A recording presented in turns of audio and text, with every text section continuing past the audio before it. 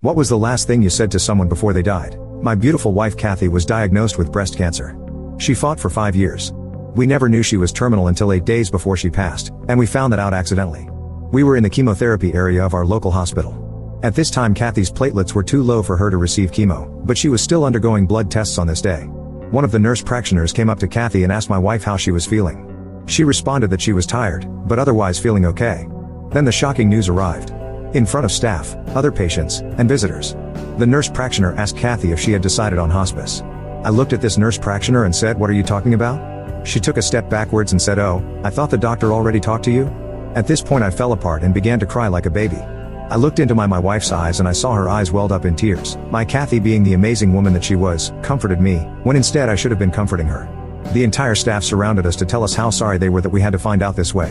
The doctor did call me a few days before this and told me my wife's bilirubin levels were quite high, and things could happen. I didn't know what he really meant, and I knew she was undergoing treatment, so I guess I really didn't understand that he meant my Kathy could pass suddenly. The cancer had gradually spread to other organs, and finally to her liver. I remember a couple of weeks before she passed, I was installing a new mailbox, and she came out and sat by a lawn chair to watch me. The sunshine was improving the color of her yellowed skin. I was hopeful, and told her she was looking so much better. On March 30th, 2009 my Kathy seemed very ill. She couldn't keep anything down and was vomiting all night. I told her then that we should probably go to the hospital in the morning, because I was concerned about her being dehydrated. The next morning I was trying to help her get dressed, and I called my stepdaughters over to help me. My wife was very weak. As they started to help her get dressed, I thought it would be better to call for a non-emergency ambulance to take her to the hospital. I walked out to the curb and awaited the arrival of the ambulance. As I stood there, my front door burst open and my stepdaughter screamed to me that her mom wasn't breathing. I ran in the house and they had her propped up on the end of the bed where they were dressing her, and her eyes were open, and her head had fallen towards her side, but she was not breathing. I immediately called 911. When the ambulance and fire department arrived, I told them she was a cancer patient, but I didn't know what was wrong with her, and to please help her. We did not have a DNR. They asked us to leave the room and began CPR.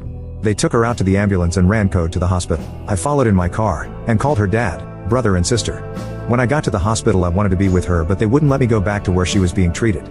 A hospital chaplain came out to us and told us that they were doing the best they could for her. I begged the chaplain to ask the doctor if I could be with her. I promised him I would not interfere in any way, and he said he would ask the doctor. He came out a short time later and took me where a large number of people were doing all they could to revive her. The doctor placed a small stool by the foot of her gurney and allowed me to sit there. I rested my hand on her ankle. The doctor told me I could go ask if anyone else wanted to come back there, and I went out to ask the rest of the family. Her dad came back. In the meantime the chaplain came back and told me the doctor wanted to see me. I talked to the doctor, and he told me that we had to make a decision. I relayed this to the family, and no one could say stop the efforts. We all decided it had to be the doctor's decision.